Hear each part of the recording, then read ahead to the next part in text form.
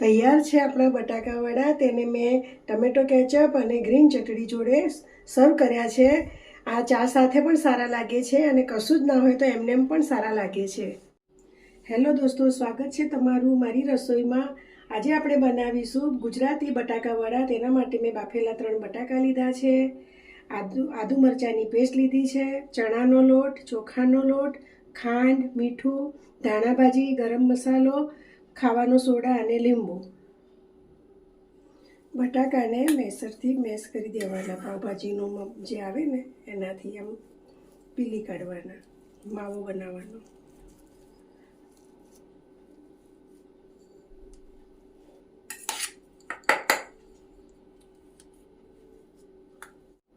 હવે માવામાં આપણે મસાલા કરી લઈશું. ગરમ મસાલો 1 ચમચી, 1 ચમચી જેવી દળેલી ખાંડ, સ્વાદ પ્રમાણે મીઠું, હિંગ, ધાણાભાજી, ખારી સિંગનો ભૂકો,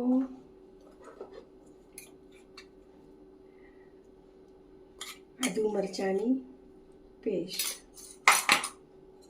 અને 1 લીંબુનો રસ નાખીશું.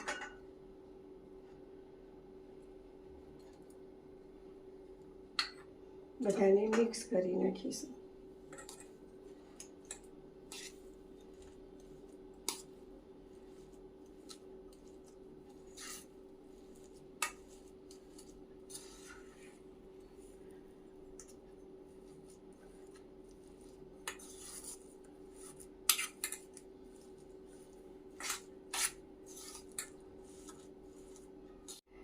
આ સ્ટેજ પર મીઠું મરચું ચાખી લેવાનું. દાડમના દાણા નાખવા હોય તોય નાખી શકાય છે, દ્રાક્ષ નાખવી હોય તો પણ નાખી શકાય છે. હવે તેલવાળો હાથ કરી અને આપણે ગોળ ગોળ લુવા બનાવી લઈશું. ગોળા લીંબુ આકારના, નાના નાના મોટા જેવા જોઈએ એવા, આવા ગોળ ગોળ.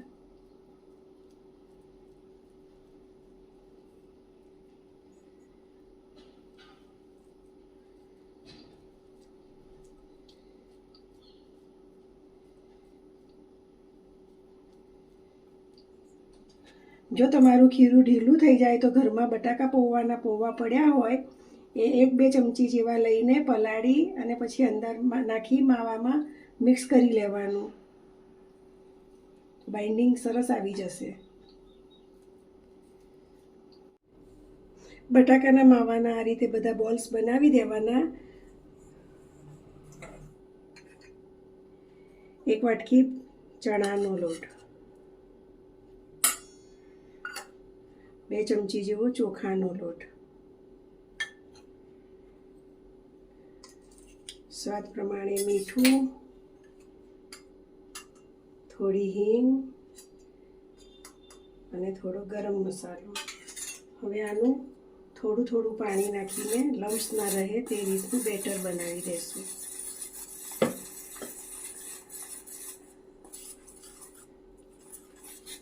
આ રીતનું બેટર બનાવી દેવાનું. જો એકદમ ટીબીન જેવું સ્મૂથ. હવે આ સ્ટેજ પર થોડો ખાવાનો સોડા નાખી દઈશું. બધું મિક્સ કરી દઈશું.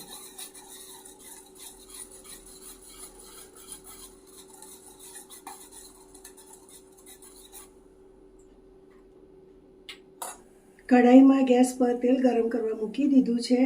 હવે બનાવેલા બોલ્સને બનાવેલા ખીરામાં બોળીને તળી લેશું કઢાઈમાં નાખીને.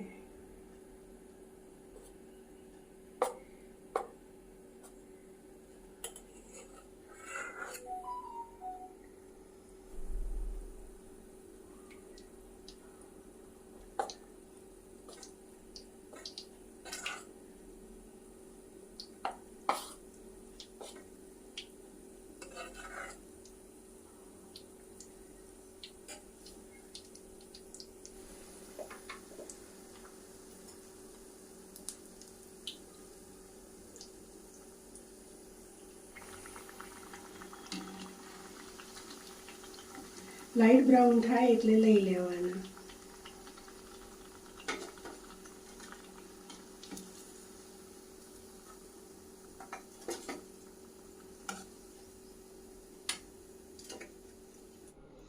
તૈયાર છે આપણા બટાકા વડા. તેને મેં ટમેટો કેચઅપ અને ગ્રીન ચટણી જોડે સર્વ કર્યા છે. આ ચા સાથે પણ સારા લાગે છે અને કશું જ ના હોય તો એમનેમ પણ સારા લાગે છે.